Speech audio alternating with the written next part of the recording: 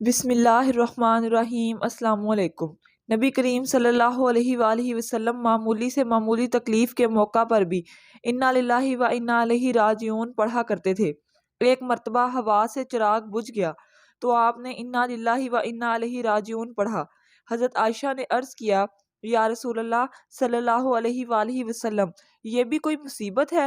فرمایا، عائشہ، ہر وہ چیز جس سے دل کو پریشانی اور جی کو کلک دکھ ہو، اس پر انا للہ و انا الیہ راجعون پڑھنا چاہیے۔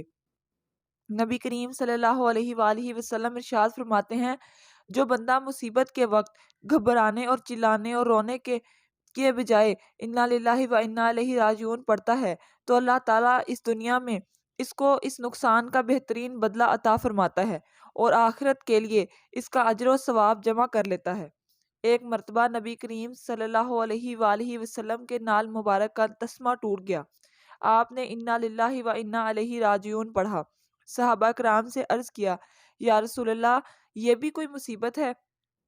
حضور صلی اللہ علیہ وآلہ وسلم نے فرمایا کہ مومن کو جو امر ناگوار پہنچتا ہے وہی مصیبت ہے۔ اس حدیث کو ابو امامہ سے روایت کیا ہے۔ حضرت ابو ہریرہ رضی اللہ تعالیٰ عنہ سے مروی ہے کہ رسول اللہ صلی اللہ علیہ وآلہ وسلم نے فرمایا کہ جب تم میں سے کسی کی جوتی کا تسمہ ٹوٹ جایا کرے تو انا للہ و انا الیہ راجعون پڑھا کرو، کیونکہ یہ بھی مصیبت ہے۔ حضرت ابن عباس رضی اللہ تعالیٰ عنہ سے روایت ہے کہ رسول اللہ صلی اللہ علیہ وآلہ وسلم نے ارشاد فرمایا ہے کہ جس نے مصیبت کے وقت انا للہ و انا الیہ راجعون پڑھا تو اللہ تعالیٰ اس کی تلافی فرما دیں گے اور اس کی آخرت اچھی کر دیں گے اور اسے ضائع شدہ چیز کے بدلے اچھی چیز عطا فرمائیں گے۔ مسند احمد میں ہے کہ حضرت ام سلمہ رضی اللہ تعالیٰ عنہا فرماتی ہیں کہ میرے خاوند ابو سلمہ ایک روز میرے پاس حضور صلی اللہ علیہ وسلم کی خدمت سے حاضر ہو کر آئے اور خوشی خوشی فرمانے لگے، آج تو میں نے ایسی حدیث سنی ہے کہ میں بہت خوش ہوا۔ وہ حدیث یہ ہے کہ جس کسی مسلمان کو کوئی تکلیف پہنچے اور وہ کہے انا للہ و انا الیہ راجعون، یعنی خدا یا مجھے اس مصیبت میں اجر دے، مجھے اس سے بہتر بدلہ عطا فرما، تو اللہ تعالیٰ سے اجر اور بدلہ ضرور ہی دیتا ہے۔ حضرت ام سلمہ رضی اللہ تعالیٰ عنہ فرماتی ہیں کہ میں نے اس دعا کو یاد کر لیا۔ جب حضرت ابو سلمہ کا انتقال ہوا تو میں نے انا للہ و انا الیہ راجعون پڑھ کر پھر یہ دعا بھی پڑھ لی، لیکن مجھے خیال آیا کہ بھلا ابو سلمہ سے بہتر شخص مجھے کون مل سکتا ہے۔ جب میری عدت گزر چکی تو میں ایک روز ایک کھال کو دباغت دے رہی تھی تو نبی کریم صلی اللہ علیہ وآلہ وسلم تشریف لائے اور اندر آنے کی اجازت چاہی۔ میں نے اپنے ہاتھ دھو ڈالے، کھال رکھ دی اور حضور صلی اللہ علیہ وآلہ وسلم سے اندر تشریف آنے کی درخواست کی اور آپ صلی اللہ علیہ وآلہ وسلم کو ایک گدی پر بٹھا دیا۔ آپ صلی اللہ علیہ وآلہ وسلم نے مجھ سے اپنا نکاح کرنے کی خواہش ظاہر کی۔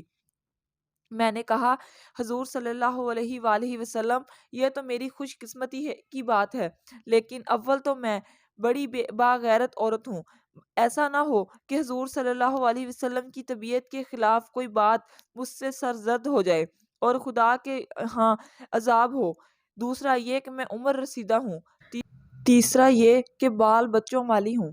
آپ نے فرمایا، سنو، ایسی بے جا غیرت اللہ تعالیٰ دور کر دے گا اور عمر میں بھی کچھ چھوٹی عمر کا نہیں، اور تمہارے بال بچے میرے ہی بال بچے ہیں۔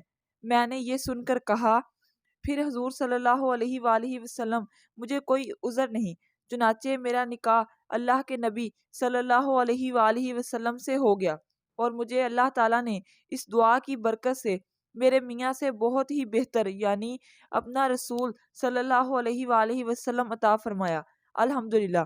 مسند احمد میں حضرت علی سے مروی ہے کہ رسول اللہ صلی اللہ علیہ وآلہ وسلم نے فرمایا، جس کسی مسلمان کو کوئی رنج و مصیبت پہنچے، اس پر وقت زیادہ گزر جائے، پھر اسے یاد آئے اور وہ انا للہ و انا الیہ راجعون پڑھ لے تو مصیبت پر صبر کے وقت جو اجر ملا تھا وہی اب بھی ملے گا۔ ابن ماجہ میں ہے کہ حضرت ابو سنان فرماتے ہیں، میں نے اپنے ایک بچے کو دفن کیا، ابھی میں اس کی قبر سے نکلا تھا کہ ابو طلحہ خولانی نے میرا ہاتھ پکڑ کر مجھے نکالا اور کہا، سنو، میں تمہیں خوشخبری سناؤں؟ رسول اللہ صلی اللہ علیہ وآلہ وسلم نے فرمایا ہے کہ اللہ تعالیٰ ملک الموت سے دریافت فرماتا ہے کہ تو نے میرے بندے کی آنکھوں کی ٹھنڈک اور اس کے کلیجے کا ٹکڑا چھین لیا، بتلا اس نے کیا کیا؟ وہ کہتے ہیں خدایا تیری تعریف کی اور انا للہ و انا الیہ راجعون پڑھا۔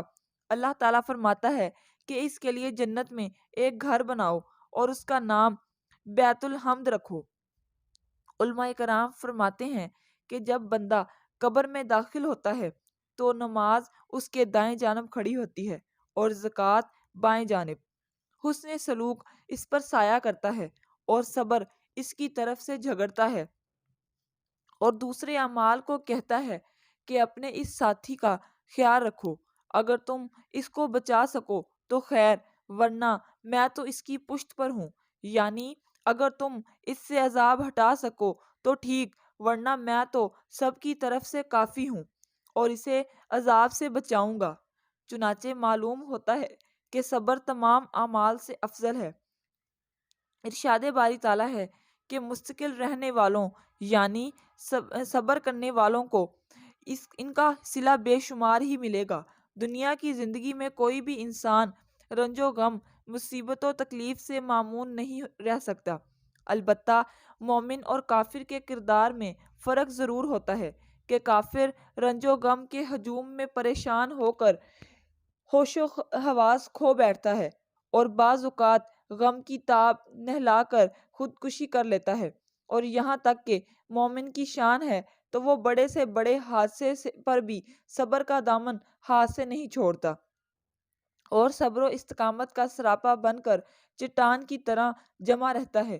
رسول اللہ صلی اللہ علیہ وآلہ وسلم مومن کی شان بیان کرتے ہوئے ارشاد فرماتے ہیں، مومن کا معاملہ بھی خوب ہی ہے، وہ جس حال میں بھی ہوتا ہے خیر ہی سمیٹتا ہے۔ اگر وہ دکھ، بیماری اور تنگ دستی سے دوچار ہوتا ہے تو سکون کے ساتھ برداشت کرتا ہے،